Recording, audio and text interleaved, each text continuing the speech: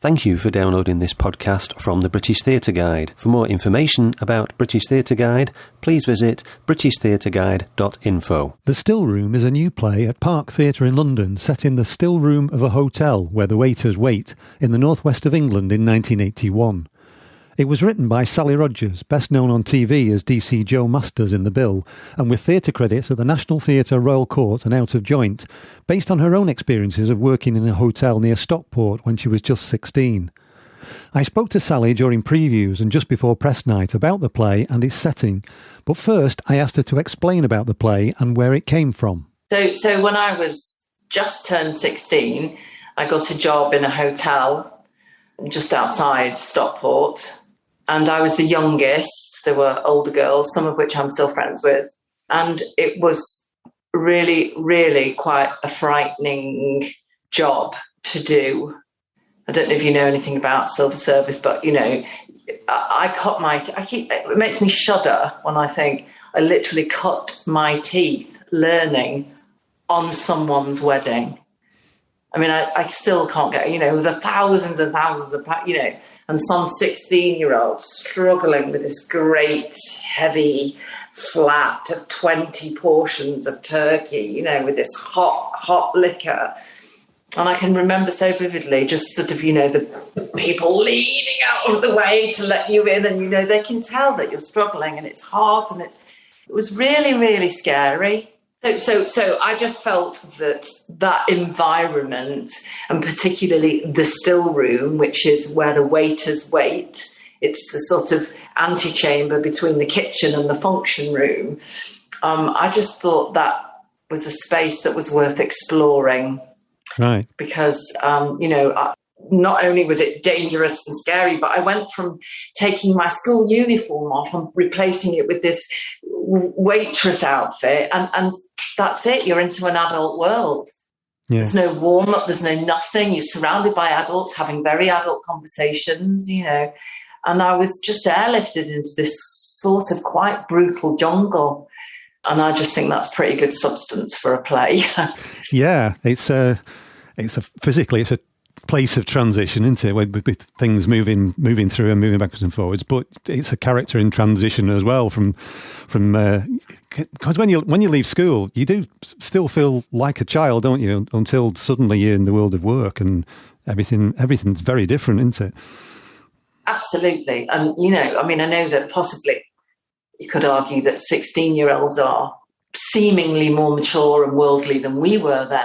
I don't know how old you are. I'm 57, so I'm, you know, seems like another century ago to me now, the 80s.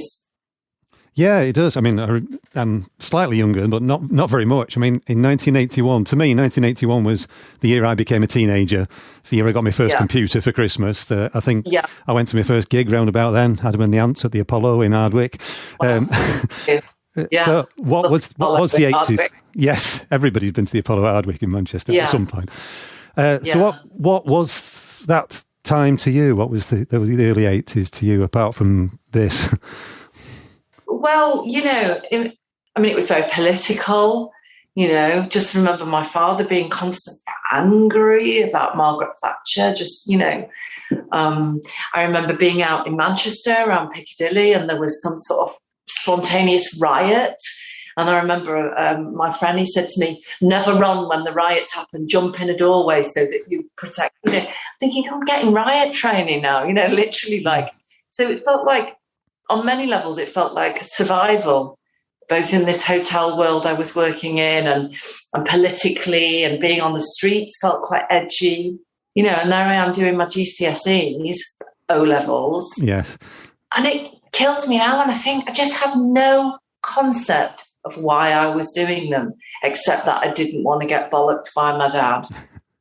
Yeah. You know what I mean? No one said, do well at this and you might get a really good job, or do well at this and you might be your ticket out of this town you're feeling a little bit trapped in. I remember conversations at school where people would say, well, why are we bothering, because we're not going to get a job anyway. That was actually an attitude, wasn't it? There you go. Exactly. And I just think I went to the careers officer, and even now I can remember him, a thin man in an old-fashioned suit with a comb over. And he went, right, this is my careers interview. What do you want to do? And I said, I want to leave where I live. I want to travel. All right, well, you should be a nanny then. I went, oh, okay. And off I went. Yeah. Train as a nanny at Stockport College. I just thought, God, my son wants to be a pilot. So he wants and needs his maths GCSE. He understands why he's doing it. So within the play, I explore the idea of if you don't have a reason to do something, you really are cut adrift. Without purpose, we're nothing, are we? Yeah, yeah.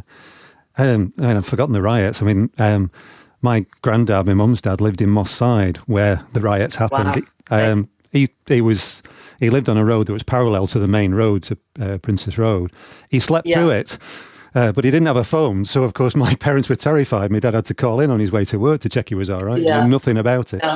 But we all thought that the riots were going to come everywhere, and we had like now we had a controversial Tory leader, and we thought we were all going to die in a Russian invasion or Russian bomb. I know. It was quite time. And then in the midst of it all was this royal wedding. Yeah. I mean, and now, because we know what a farce that was, and yet as a young girl, I just couldn't believe how lucky, Diana was, and, how we were sort of drip fed this fairy tale, and it's, unbelievable, really, when you now know the vile nonsense that it was. Yeah, you've got a young son. You've also got quite a young cast who are taking on these roles. So, it must look like a different world entirely to them. How are they reacting to the early 80s? Well, yes. I mean, particularly as the slightly woke generation, aren't they? And, yes. Yeah. I have a character in it that's quite tactile and a bit hands on the waist, and and I have to explain that this was the world we literally basked in a way. It was just crazy. I think when I think about the hotel where I worked and how, one day my friend Karen, she was hoovering in one of the bedrooms. She was chambermaiding, and the hoover stopped working. So she chased the wire, like with those industrial hoovers, all the way down the corridor, and there was this Italian waiter with a gold tooth just holding the plug.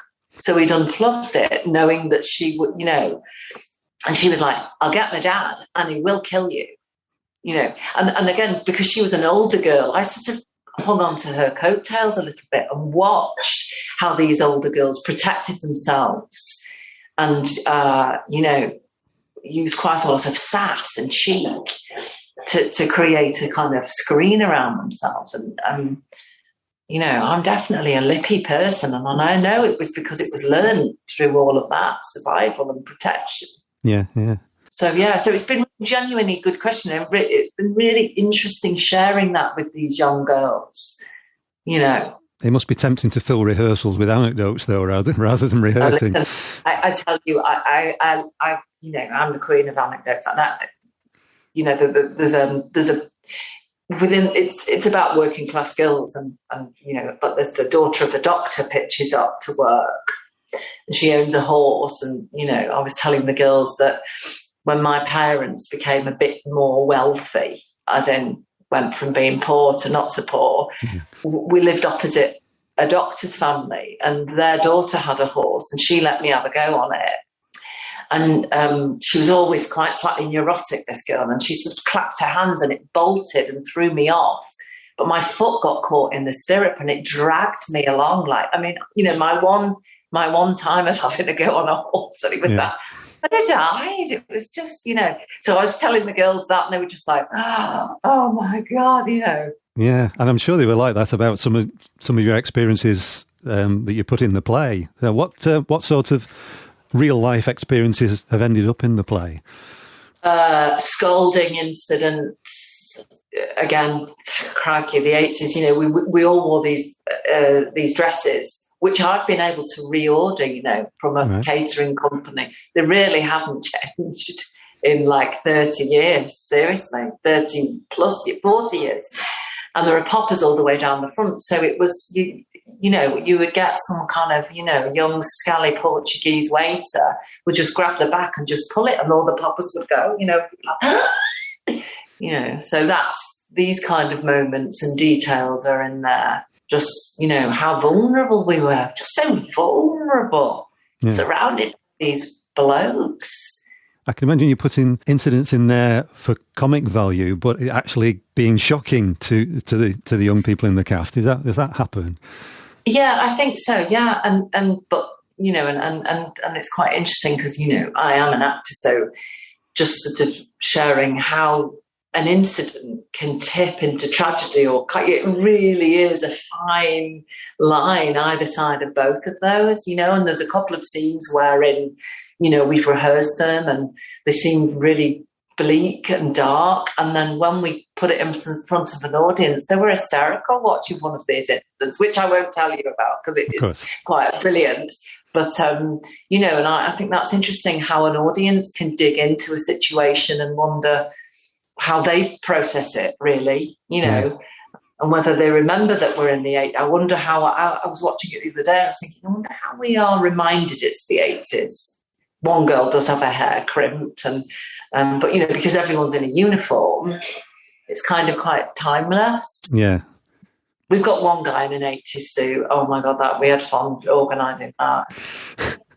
I tried to find him because 81's interesting, isn't it? Because you're not off the back of the 70s really still, so I wanted a 70s shirt for him with like a deep collar, the kind. Yeah. And I've been going through vintage shops and online, and could I find this shirt? It was a nightmare. So in the end, a seamstress friend of mine bought 3 shirts, and of the third spare one, she cut a collar and made it, and then replaced the modern collar with this ancient collar, and it's all tucked in his suit. No one's going to notice, but we know, those little details. Yeah. And then on his trousers, we made it so that the front bit of the trouser leg is just a bit high off the shoe in a slightly unflattering way, but the back bit is too long. Yeah.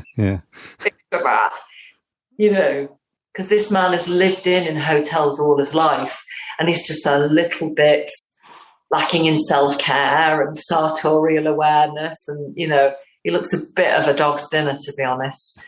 But of course, that was another thing. The people that lived in, it was like they were so institutionalized. I mean, some people, I think, probably still have only known a living in lifetime, really. Yeah. Yeah, it sounds like fun recreating the 80s. Yes, definitely. Some of your cast, I assume, a lot of your cast are quite young, as you would have been at the time, but are some of them old enough to remember it like you? Yes, Jane Slavin is a bit younger than me, but she and I have a little wink about it. And do you remember when? And but most of them are really young. It must be so strange. And that's the other thing I was going to say to you. When I was looking for these shirts in these vintage warehouses, I said to one lady, "I'm looking for a 70s shirt," and she said, "That's technically antique now."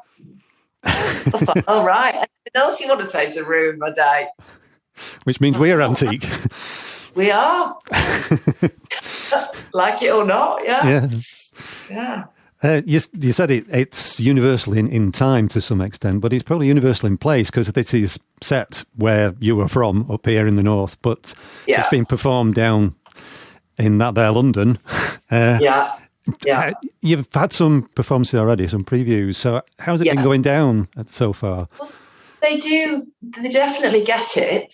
I mean, again, it's a slightly technical thing, isn't it? Whereas I need to give an actress a note today because the line used to be, someone says, "Why do you do that?" She says, "Well, we're bored, and out is better than out." And I changed it to "anything's better than nothing." Yeah. Because of and then I thought, oh, for God's sakes, as long as she bites the T's on the end of out, it's better than now. But you could see it could sound like "ow" is better than now. Yeah. So there's a sort of technical precision I think you need with that London audience, because their ear, it takes a while to tune to it. But yeah, there is one line where somebody says, "Oh, what about the 60s? What was it like for you?" She's talking to the older lady, all that free love. And she went, "Oh," she says, "Oh no, that was only in London, love. There's nothing free here." So I do highlight the fact that, I've always been very obsessed with the North-South divide, really obsessed. Because I've lived South longer than North now. And I've got a son that's been raised in the South, but in his soul, he's a Northern child, he really is. He likes pies, he likes fish and chips. He's got Northern expressions. He's truly most comfortable around my Northern family. Does he have gravy on his chips, though? Oh, loves it. Obsessed with gravy. Obsessed with it. That's a good indicator. The only thing I would say that would separate the men from the boys is he likes ketchup rather than HP sauce. So he's not a true Northerner, is he?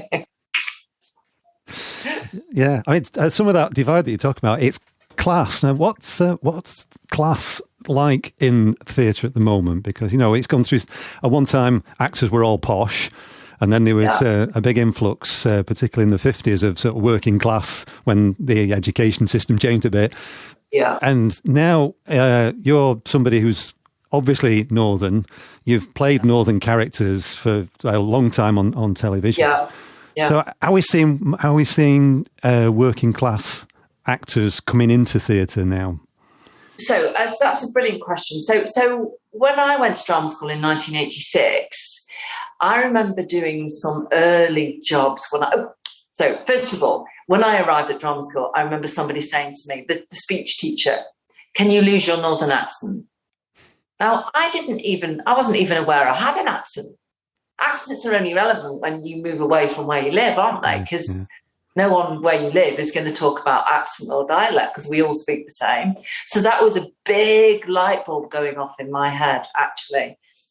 And then I started the course, and we had this speech teacher who would say, "Sally, can you lose your Northern rhythms?" And I was always made to feel quite ashamed of it. Really was. And they teach you what we call RP, which is received pronunciation. And I was thinking, I'm never going to play a king or a queen. I'll end up getting the king's slippers. Why am I learning this fancy pants accent? But then what happened was, as I graduated from drama school in 1989, suddenly there was this culture of cops and robbers and edgy drama. And suddenly all that posh stuff was sort of becoming out of date, really out of date. And a lot of the people I trained with who were posh and were from the South really struggled for work. We've seen now, haven't we, there's a sort of renaissance about the sort of posh world of, Downton Abbey and The Crown and blah, blah, blah, blah. But still, in the main, if you flick on telly, it's all dialect and it's edgy and it's, So in a way, my teachers were really out of touch and out of date. But equally, I do feel quite passionately that theatre is still owned by the middle classes and has been, when Shakespeare wrote plays, it was for poor people. And it's sort of been hijacked by academia and people who are rich and people, And I honestly would beg any of your listeners who've never been to the theatre, come and see this play because it's about us and it's affordable. I think the tickets are something like between £18 and £22. That's unheard of, really. It's accessible. It's not boring. It's edgy theatre. It will make you laugh. It's sexy. It's outrageous in parts. I feel quite strongly about that as well. I don't want to go to the theatre and be bored. I don't want to hear someone's opinions in some sort of woven fabric of opinion. And I just think we need to remember what theatre is for and who it's for. Yeah. And claw it back a bit. It's an important thing about their ticket prices because theatres are often criticised for high ticket prices. But usually when people are writing or talking about that, they're talking about like the West End or big touring musicals or something. Of course. You go to the Palace in Manchester, you pay up to £75 now, even in Manchester, for a big musical at the Palace or the Opera House. But then you can go to a smaller theatre and pay, £15, £20, or sometimes less. You can get seats on the day at the Royal Exchange for about a tenner or something. So it's available, isn't it, to everybody? But it's not. But again, why? Well, that should be really more broadly advertised. Yeah. Go into schools, stand up in schools, and say at the comprehensive schools, right? Anybody want to come and see this? Just it's only a tenner, or I don't know. There is still a feeling that it's for the middle classes. Yeah. You've been reunited with one of your colleagues from The Bill in this, haven't you, Chris Simmons? When we used to watch The Bill regularly, you were both in it. I remember you both very well. So, I mean, is he somebody that you've kept in touch with all along, or is this a big reunion for you? I have kept in touch with him. I adore Chris. When I was in my second year at The Bill, I think I did 6 years in total, I was pregnant. Yeah. And there were certain people who really had my back during that time. And one of them was Chris. Really looked after me, really wonderful. And then later on, when the show ended, actually, me and my then partner, we were sat around the pool, and we rang Chris up. We were like, "Oh, there's loads of single girls here, mate." Well, within about 20 minutes, he was on the next flight. And I just remember him appearing at the top of the steps around this pool in Mallorca, and he had a pork pie hat on. He had 6 beers and some crisps, and he shouted over to me, "Anyone order a dickhead?" So, I've always been quite tight with Chris. Yeah. But he did this show called All or Nothing about Steve Marriott and the Small Faces. Honestly, I went 3 times. He was brilliant. He was really good. He's a really talented character actor. And I've written this part about a man who's based on somebody I knew at the hotel, who has the most unspeakable BO, who has the most terrible dress sense, who's a kind, beautiful person, but again, as I say, just so institutionalised by living in. And the fact that no one's ever said to him, "Mate, you stink." So that's who Chris is playing. And he and I have had real giggles about, I kept saying, I think he'd have a walk. He'd have like a kind of bouncy 70s walk. And we've talked about what do we mean by that? And, what's he like when does he stutter a bit when he's stressed? Or, and watching an actor evolve with a part like that is absolutely joy to me. Yeah. And I went to watch the show on Friday night, and I was crying watching him do this walk. I was like, he's got it. Brilliant. Yeah, brilliant. I've been seeing him on TV all those years. I can just picture it just from the way you describe him. Yeah, exactly. Yeah, exactly. We even talked about giving him a Kevin Keegan perm, but we didn't go down the road. He's got a sort of Magnum moustache, got a long handlebar moustache. I mean, he looks a bugger, really. Yeah, it's funny when people like Chris and yourself, who've been seen regularly at certain periods on television. Yeah, most people don't realise all the stuff you do in between. Like Chris has not been on television for a while, so people sort of forget you, don't they? You must have come across it yourself. But you've done the National Theatre, you took Hangmen to Broadway. You've had quite a distinguished theatrical career, really, haven't you? Looking back, I have. I'm hugely proud of my theatre career. I always say that it takes a theatre rehearsal room for you to improve as an actor, and then you go back to TV and sort of execute what you've improved on. But just the different theatres that you would play, and it really stretches you as an actor and challenges you. And I've been so lucky. I mean, I was directed by John Malkovich in a play. Yes. And he was just the most. I was absolutely fascinated by him. I just loved him. He's funny and kind and complex and quite European for an American. And I wrote him a card on press night, and I put in the card, "But dear John, all you ever really want from a director is someone who will let you explore and fly. Thank you for letting me fly." Yeah. And then 20 minutes later, there was a knock at my door, and at the door, he was crying, holding the card. "Thank you for this, thank you." I was like, oh my God, this is the scary guy on Liaison Dangereux. It's literally stood crying in my dressing room. The softie, And I think it takes theatre because you go on these rehearsal journeys, and then, you know, you do become close to people. You become part of a very tight family. For a short period, and then you never see them for years. And then you're off. Yeah. You know, I hear my sister talking about, this is what a company she worked with before, like, so-and-so is difficult, or so-and-so is getting on my nerves, or you know, crikey, someone winds me up. I'm not going to see them after 4 weeks, you know. Yeah.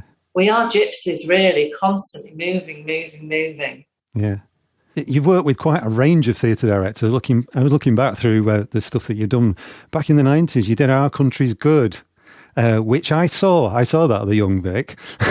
So I did, yes.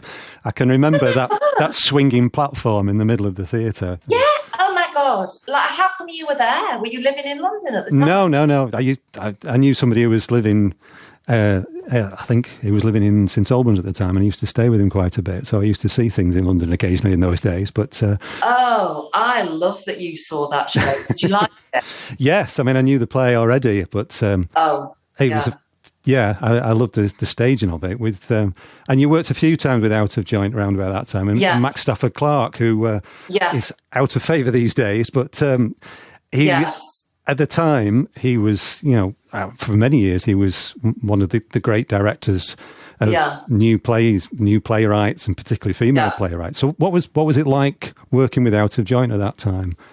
Well, it was phenomenal. Yeah. Because what happened was I did several plays, and that means then you're in a company, and that means you really stretch. You know, I mean, I trusted Max. I thought his taste was impeccable.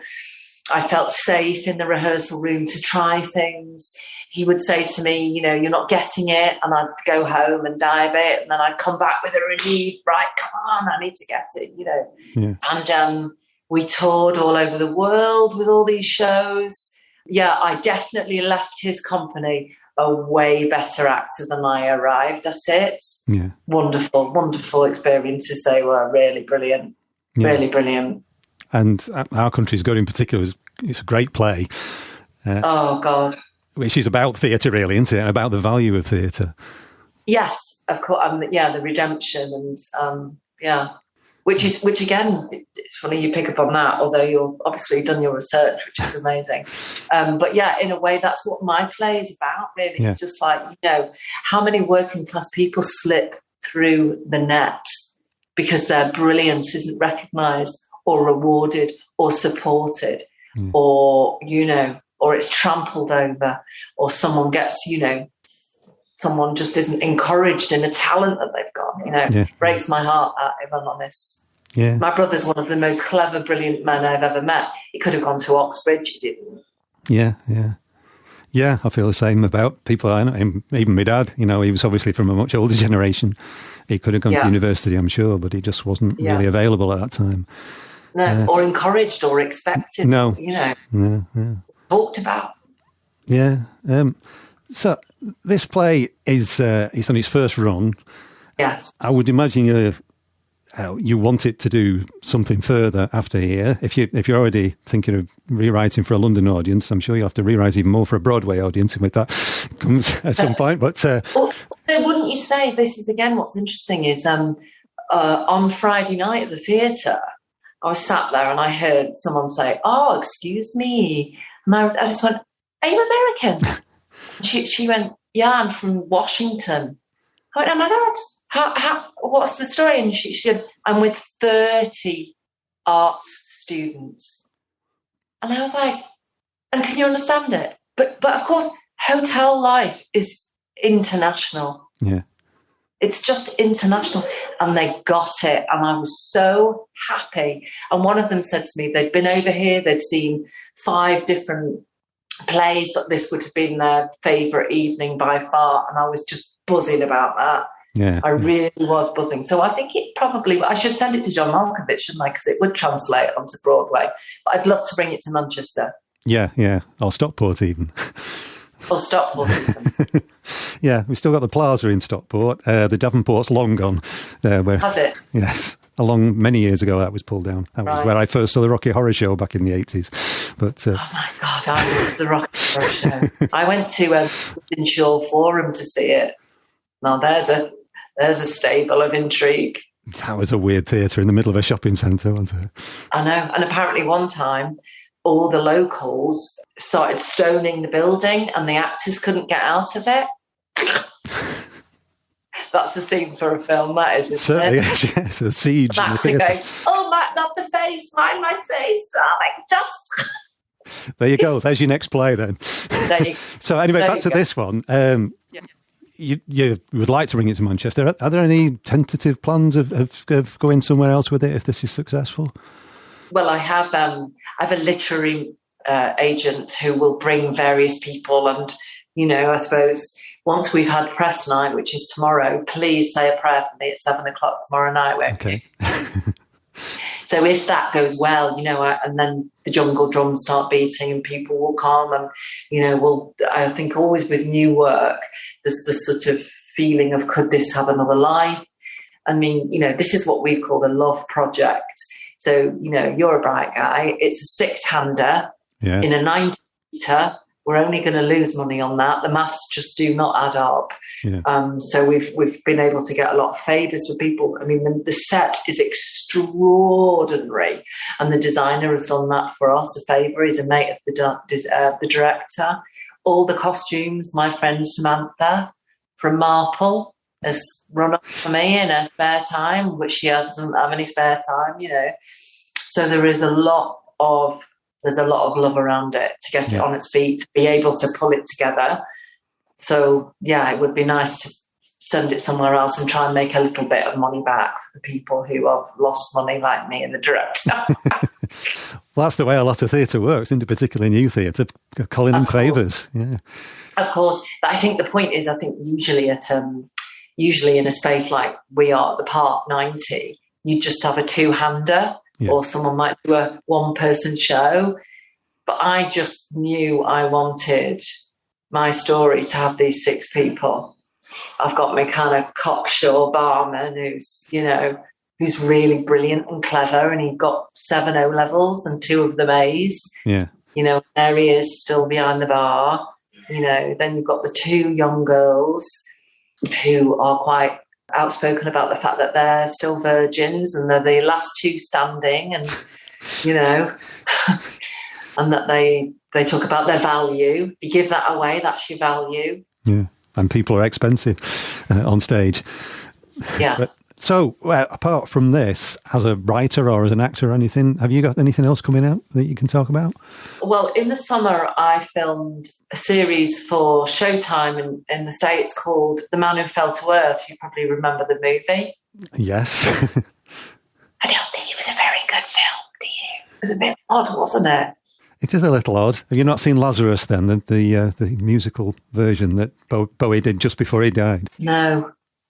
Is that based on the same story then? It's sort of like a sequel to it, yeah. But using Bowie's songs. Well, this version is Chuwatella and it's just brilliant. Right. And it's just wonderful. I did some ADR. When you go and do you look at it and you do some added voice bits to have it out. Place a word that's not quite sharp, and it's so beautifully shot and so brilliantly acted, but really not very glamorous to do at all. We'd filmed it in November, and it was bitterly cold in an abandoned children's home on night shoots. I mean, it was just like a bit much, really, but yeah. Yeah, sounds interesting. If any of your listeners, want to message me or, or any Bill fans, let us know you're coming, because Chris and I will always say hi in the bar afterwards. And I mean, one Bill fan called Simeon came from Birmingham on Saturday. I was just blown away by that. As I said on Twitter recently, in a world where it's easy to never leave the sofa, I appreciated that boy doing that. Yeah, yeah. So the Bill's still doing good publicity work for you. Yeah, for sure. Yeah, yeah, definitely. That was Sally Rogers, writer of The Still Room, which opened for previews at Park Theatre in London on the 1st of June and runs until the 25th of June 2022. For more information and to book tickets, see www.parktheatre.co.uk. And if you want to send a message to Sally to tell her you're coming, you can find her on Twitter at Sally A. Rogers. You've been listening to a podcast from British Theatre Guide. For more information, please visit britishtheatreguide.info.